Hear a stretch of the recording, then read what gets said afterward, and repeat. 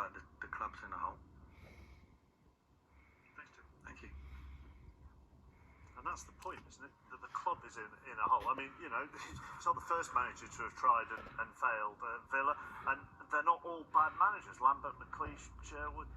It's the club's structure. Correct, and I think that's the point that he's making. I think he's saying there's a bigger issue here. You know, I think he was quite clear in the fact that he didn't get the players that he probably wanted to come to the club. I think, you know, the players that he wanted Premier League experience.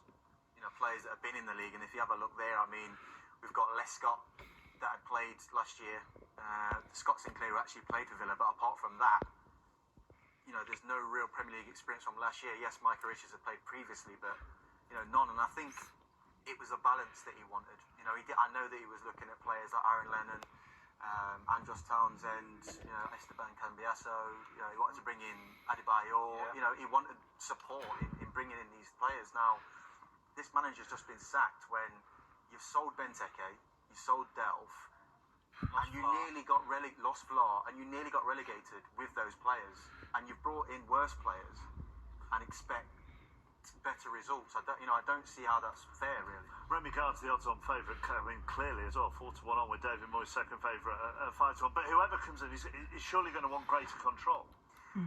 The better quality manager you go for, the more control they want. And I think that is going to be the issue. Is the structure at the club able to be changed? I would think that has to be negotiated. You know, I think Brendan Rodgers, for example, who's on the list, would be a brilliant candidate, but he's learned a lot from his time at Liverpool, where there was a big transfer committee.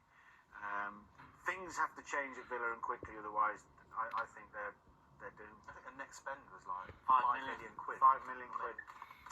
Let's move on to another manager then who was making headlines over the weekend for the wrong reasons.